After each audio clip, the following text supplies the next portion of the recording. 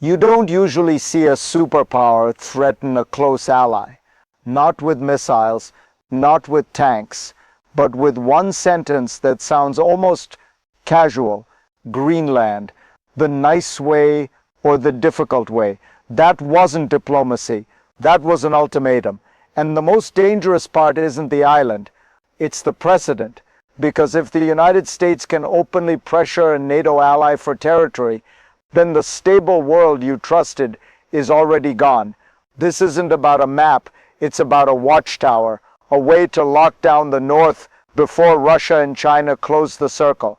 And once that logic becomes normal, no alliance stays sacred. Only interests do. If you want deep system-level breakdowns like this, subscribe now, because what happens next won't stay in the Arctic. To understand why Greenland suddenly became a red line obsession, you have to see what's buried under the ice. On paper, Greenland looks like emptiness, a white sheet of ice, a remote outpost at the edge of the world. But under that ice is a vault, a fortune estimated at $4.4 trillion. Not just oil, not just gas. Yes, Greenland holds around 7.3 billion barrels of oil, but that's not the real obsession. The real prize is what modern power runs on. The minerals inside the machines, the materials inside the weapons. Greenland contains 25 of the 34 critical minerals required for advanced technology. The kind that decides who builds the next fighter jet, who controls the next chip supply chain, who dominates the next decade. And right now, China holds a crushing grip, around 70% control over rare earth supply, and roughly 90% of refining capacity. So when Washington looks at Greenland, it doesn't see ice. It sees an escape hatch, a way to break a monopoly, a way to manufacture power at home. Because in this century, the battlefield starts in the supply chain. But resources alone don't explain the urgency. There's a second reason Greenland terrifies Pentagon planners, and it sits in the ocean. If you want to understand why Greenland isn't optional, you have to stop thinking like a politician and start thinking like a naval commander. Because Greenland doesn't just hold wealth, it holds a lock on the most critical choke point in the Northern Hemisphere, the GIU Key Gap, the stretch of ocean between Greenland, Iceland, and the United Kingdom. And in military terms, it's a kill zone. It's the only exit route for Russian nuclear submarines leaving the Kola Peninsula, the only corridor they can slip through to reach the Atlantic, to threaten the US East Coast without warning. And Russian activity here has surged back to Cold War levels. Submarines drilling, testing routes, searching for blind spots. So if Washington controls Greenland, it can flood this corridor with sensors, track every movement, trap the Russian Northern Fleet inside the Arctic. But without Greenland, the watchtower goes blind, and the North Atlantic becomes permissive again, a space where enemy vessels can disappear and reappear too close to Pentagon planners. This isn't strategy theory. It's the difference between containment and vulnerability. But here's what makes this crisis truly abnormal. Washington isn't negotiating like an ally. It's moving like a godfather. This is where the story stops being strategic and starts becoming openly hostile. Because the US didn't present Greenland as a discussion, it treated it like an inevitability, a special envoy to Greenland, not to Denmark, not to Copenhagen, to Greenland. That choice wasn't paperwork. It was a message. It signaled, we don't recognize the chain of custody anymore. And then came the real weapon. Not missiles, not troops, trade. Washington began hinting at tariffs, punishment, economic pain, not against enemies, against allies. A territorial demand backed by market power, land acquisition enforced through financial threat. That's not diplomacy, that's coercion with a suit on, and it follows a brutally simple system. Apply pressure until the other side breaks, then call it a deal. Even worse, Officials began bypassing Denmark entirely, floating a compact of free association directly to Greenland, economic aid in exchange for military exclusivity, protection money disguised as partnership.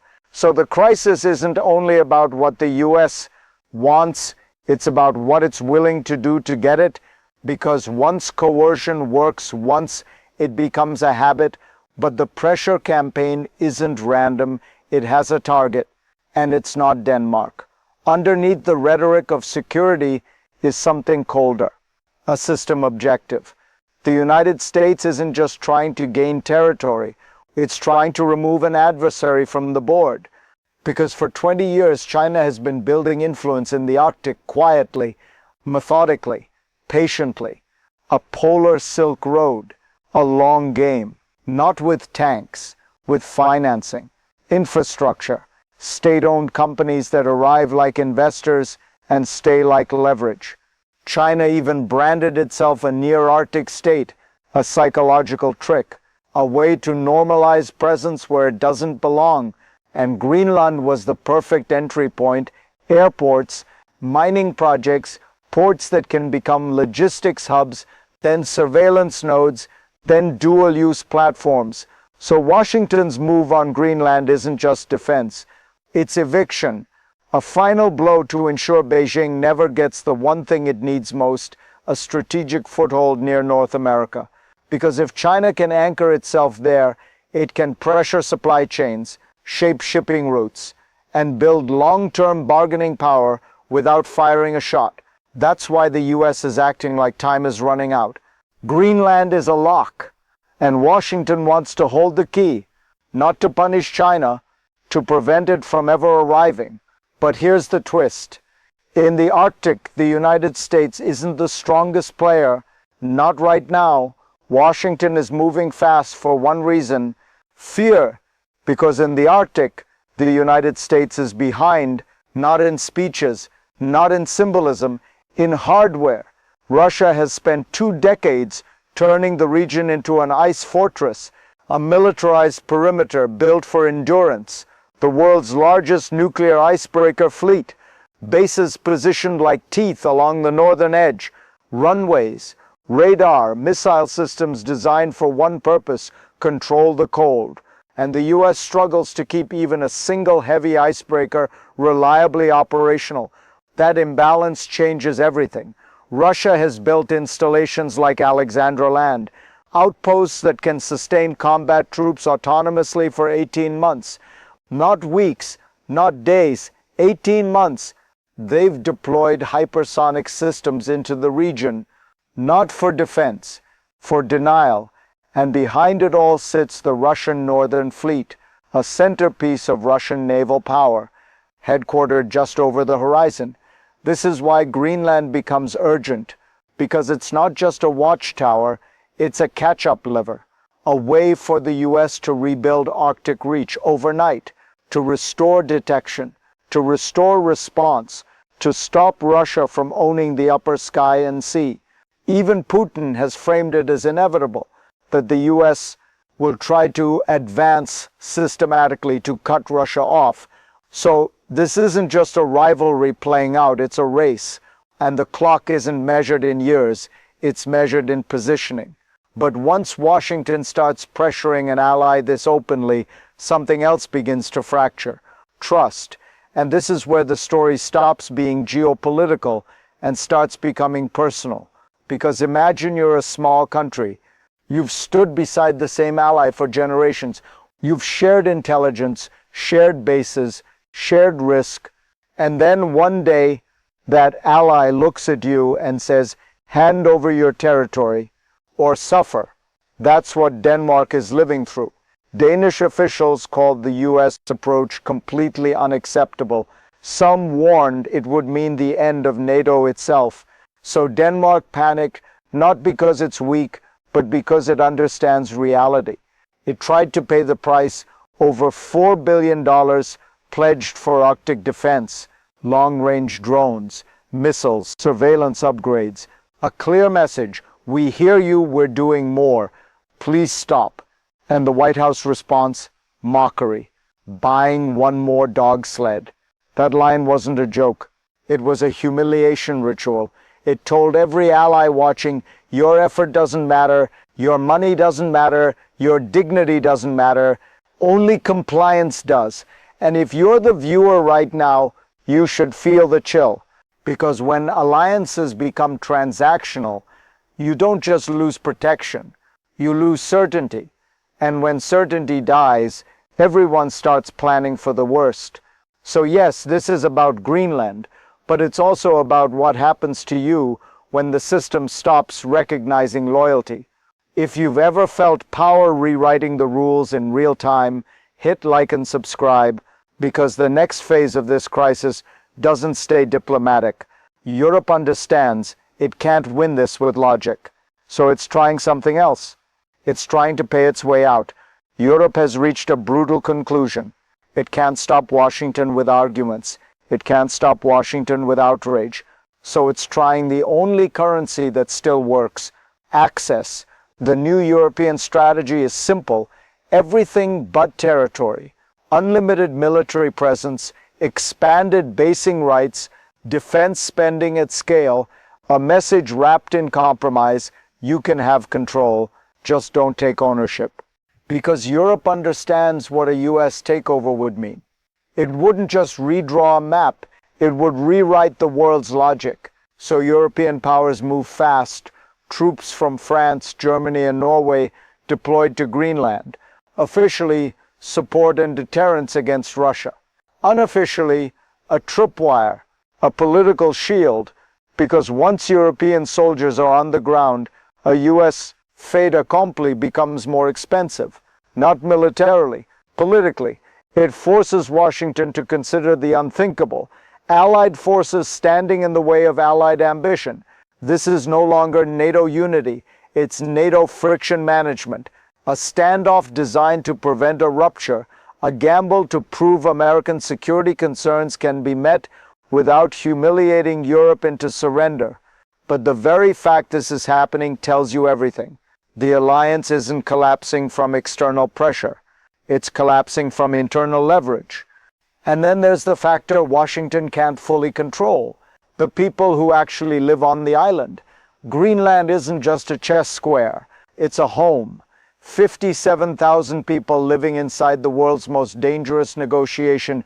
And here's the problem for Washington: they have a veto. The Greenlandic government has made its position brutally clear: we are not for sale, not to Denmark, not to America. They don't want to be American, they want to be Greenlandic. Yes, the independence movement is strong, but independence isn't free. Greenland relies on Danish subsidies, a financial lifeline that creates a pressure point. And Washington sees that weakness like a map coordinate, because if the island can be nudged toward independence, then the US doesn't need to conquer anything, it just needs to be invited in. But Greenlandic politics has already proven it can sabotage superpower plans. In 2021, voters effectively killed uranium mining, shutting down the very extraction pathways Washington wants most. That one decision wasn't local, it was global. It showed that the resource prize isn't guaranteed, not even close. So the US faces a dilemma. It can pressure Denmark, it can threaten Europe, it can posture with power, but it still has to convince a small population that surrender equals security. And that might be the hardest sale of all, because people don't vote for empires, they vote for identity. And when persuasion fails, Washington has another weapon: not soldiers, markets. This ends the way modern conflicts often end, not with bombs, with tariffs, because the Greenland crisis didn't just become territorial, it became economic hostage-taking. President Trump threatened complete and total purchase language, and backed it with a trade ultimatum. If NATO allies don't cooperate, their economies get hit. That's the weaponization of the US market. Not against rivals, against partners. And Europe understood the threat immediately, because tariffs aren't policy, they're pain, they hit supply chains, jobs, inflation, consumer confidence. So the European Union escalated back, freezing negotiations, threatening to activate its anti-coercion instrument, a tool built to fight China's pressure tactics, now pointed at the United States, and in that moment the mask comes off. This was never just about Greenland. It was about force. Force through geography, force through minerals, force through naval choke points, force through intelligence operations, force through trade. And if you're watching this thinking, how does the alliance survive this? Here's the answer. It doesn't survive the old way, because the Greenland crisis revealed the new rule of the era. Alliances are no longer sacred. They are rented.